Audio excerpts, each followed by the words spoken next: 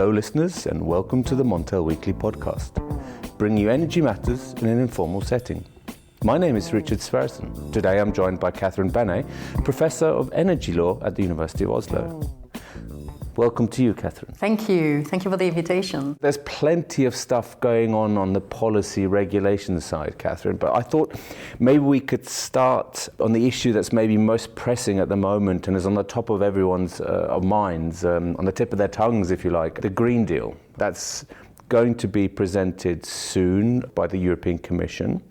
Could you tell us a little bit about what's happening at the moment? What's coming next week? Is there some announcement imminent at the beginning of March? Yes, actually there are announcements almost every day, every week, part of this EU Green Deal. So the communication that set the different milestones has been already published.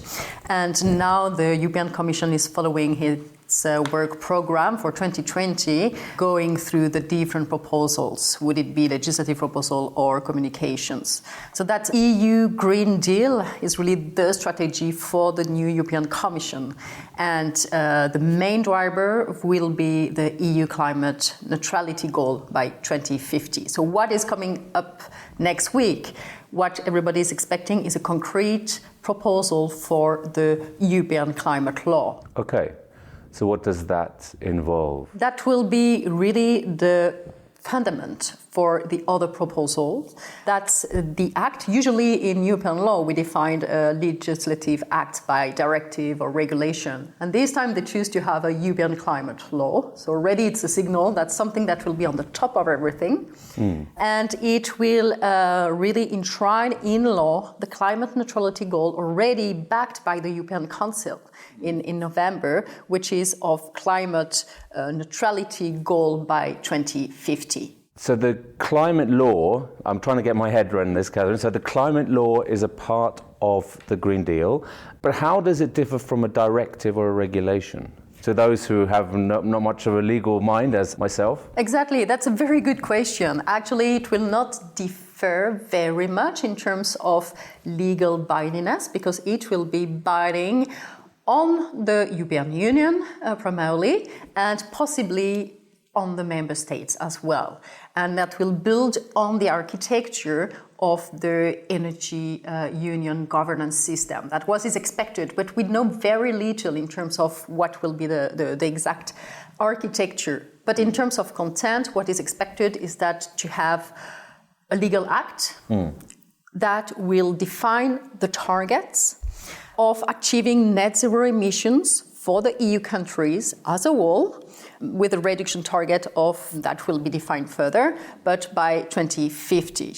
And that will really be the overall goal that will guide all the other proposals. So all the other EU policies will need to contribute to this goal. And that will be sector-wide, which is also a commitment that we find in the Paris Agreement. So there is here a clear link to all the commitments under the Paris Agreement and the new push from the European Commission to have more ambitious climate policy. I mean, the content here, you say it's going to be concrete, there's going to be concrete proposals. Are there any numbers that the listeners can expect here? I mean, is there a proposal to increase the reduction of carbon emissions from current, 40 to 55%, or increase the targets for renewable energy? Yeah, so what has been announced is that first it will enshrine in law that general goal of climate neutrality by 2050. How it will be done, that's a big question. What has been announced that after that climate law, there will be a European Climate Pact, that's for the end of the year, and a series of legislative initiatives, mostly amending existing legislation, notably an increase of the EU greenhouse gas emissions target for 2030. Today it's 40%, and the European Commission has announced that by the summer this year, it will present an impact assess plan to increase the EU greenhouse gases reduction targets for 2030 to at least 50% and towards 55% compared to 1990 levels. So that has been already announced. Okay, thank you for correcting my mistake there anyway, Catherine, because I think I said around 30%, but there's 40, of course. Yeah, perfect. And the second target that is on the table for a possible increase is the renewable energy target.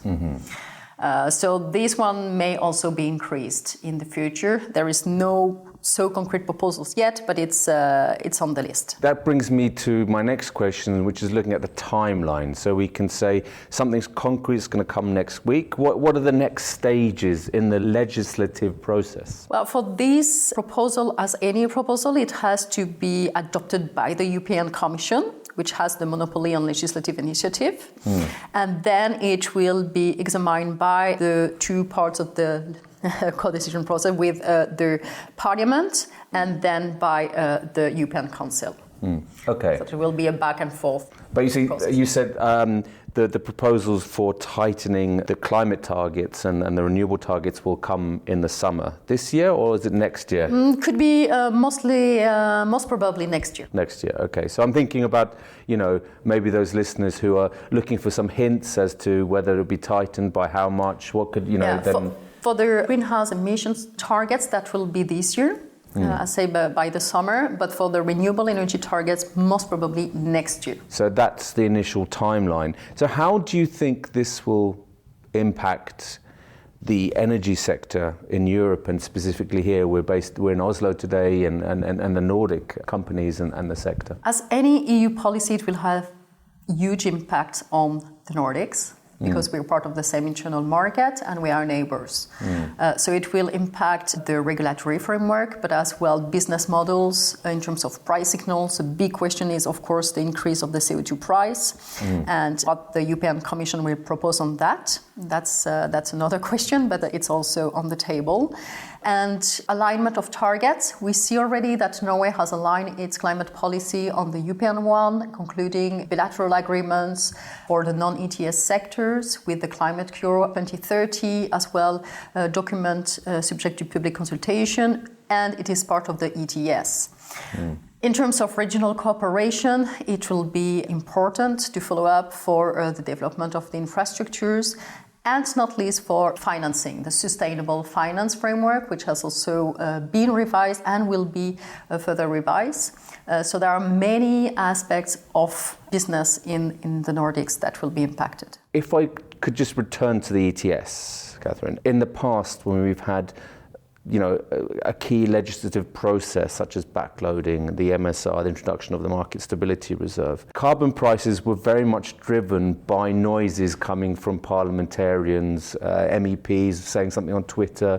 Do you think that is likely to repeat itself, that in the toing and froing between the three key elements in the legislative package, if you like, or the way that policy is formed, do you think there will be kind of noises coming from there that could indicate one way or the other how tight the ETS market could become? I think so as well, that we can expect a very tough battle. We already see that on the discussion of the EU budget, some member states have indicated that they will oppose some proposals, or they are very reticent to any tightening of the targets. And Poland reserved as well from the European Council conclusions related to the climate neutrality goals. So we may expect very tough discussions on that. Concerning the concrete proposal of the extension of the EU ETS, for example, to shipping, there are already tough discussions at the European Parliament. So we may expect more to that respect. And in terms of sector coupling? Yeah, sector coupling is the other big buzzword at the moment in Brussels.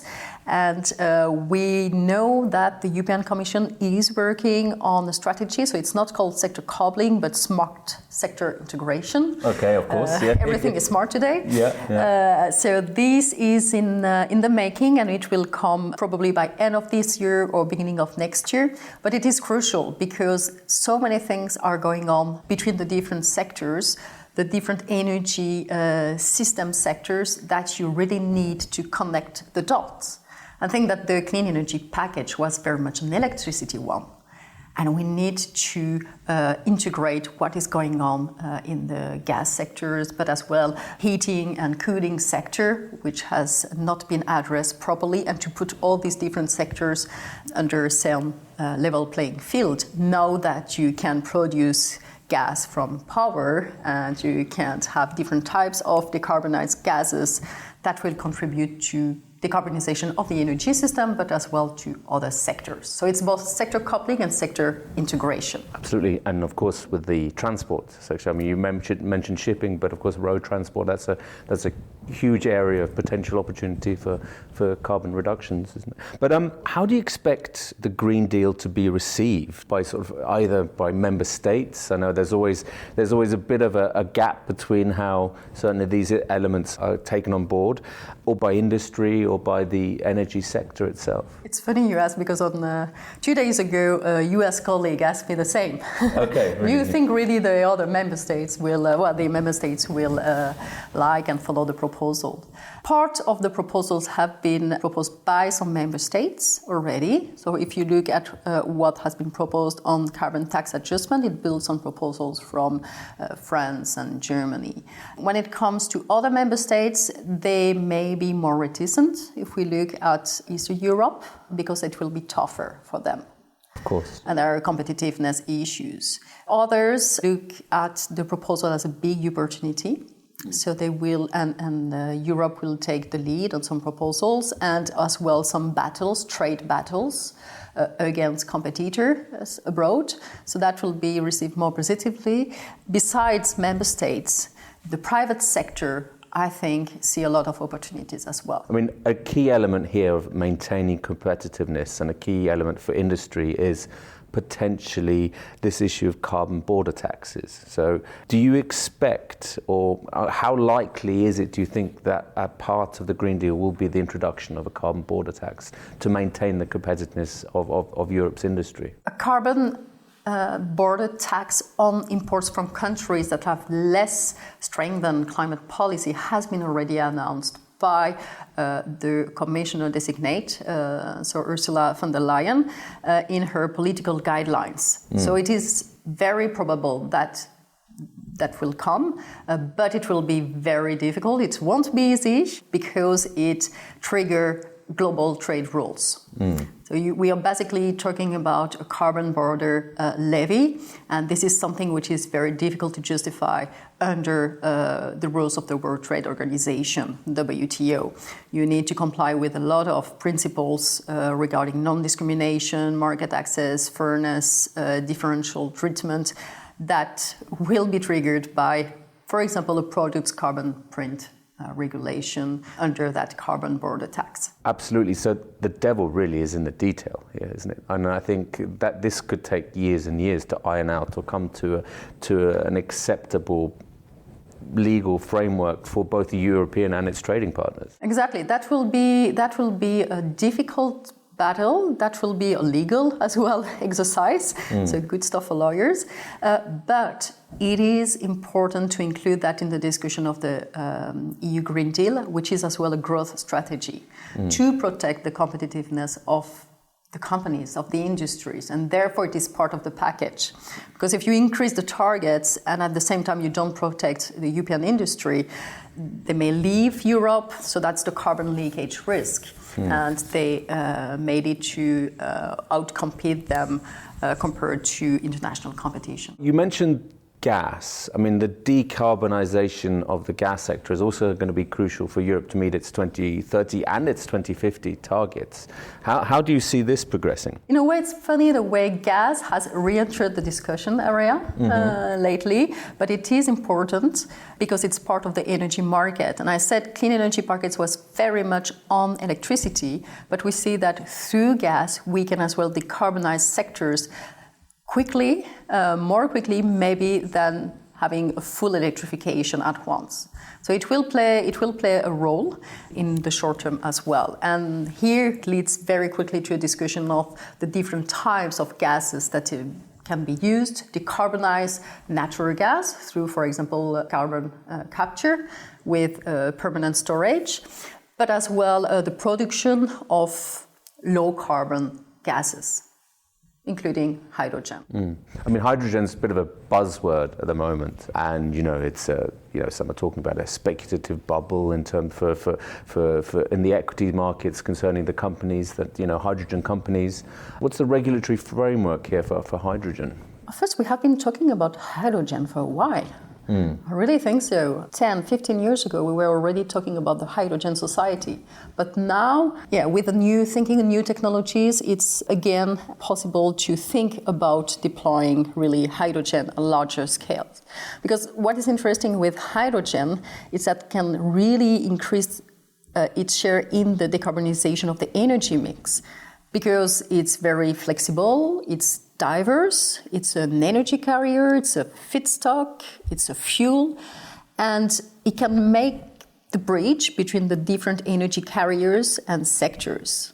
And it is really at the crossroad of several technologies that are relevant for the energy transition. It can also facilitate the integration of renewables to a larger scale and to bring flexibility in the system in terms of grid balancing and seasonal storage. The other advantage is that we have in Europe a huge gas infrastructure, so that we can use that network for hydrogen transport through the repurposing of infrastructures. So you don't necessarily need to build new infrastructure, which is always controversial in Europe. In terms of legal framework, that is something that the European Commission is working on, because clearly the gas directive, which is still from 2009, was not elaborated with hydrogen in mind. So those rules may apply to hydrogen, but there will be a need for adaptation also to include a higher share of hydrogen to incentivize hydrogen integration into the system. Because of course, as many countries have announced a coal exit, you have an influx of very, very cheap gas coming into Europe. Gas has become in focus as a way to sort of decarbonize. It's certainly cleaner than coal, but in the long term, question marks are around its permanence, especially if you're being net zero carbon by 2050. But does the Green Deal sort of say much about this, or do you expect it to contain elements? Not yet, but it will. Also in terms of definition of what is a low carbon gas and what will be acceptable in terms of emission reduction, and as well in terms of investment. And that's the discussion we had just now around the new project financed through the project of common interest under the fourth list. There was a lot of noise about the gas project that were supported through that list. And we know that there will be a tightening of the rules regarding sustainability in terms of emissions for those gases, but as well in terms of financing. It's already in the making for the project. So in a sense, the target of a lot of policy of the decarbonisation has been the coal sector. Now it's almost the natural gas sector, with hydrogen potentially being the solution here. Yes, exactly. And that's something that the Green Deal would address. And the financing framework is also key here. You need to know where you put your money in. So both the sustainable finance framework, but as well the revision of all stated guidelines, for example. That will be key to make the framework consistent. Do you think they'll be loosened then, state aid guidelines, or tightened or made more specific? That is a big question. Would it be tighter? Would it be broader, leaving more discretion to the member state? Or will they be even more descriptive than they are today? Because they are very detailed. Or will the hydrogen producers move to the UK? Oh, let's see. We don't know yet. We don't know yet. We don't know what the framework's going to look like. Still negotiating. Absolutely. Catherine, thank you very much for enlightening us on what to expect from the Green Deal and beyond. I hope we can continue this discussion when we have more clarity and more details emerge. But thank you for joining the Montel podcast this week. Thank you very much. Well, listeners, that's all for us. Remember to keep up to date with all our stories on Montel News.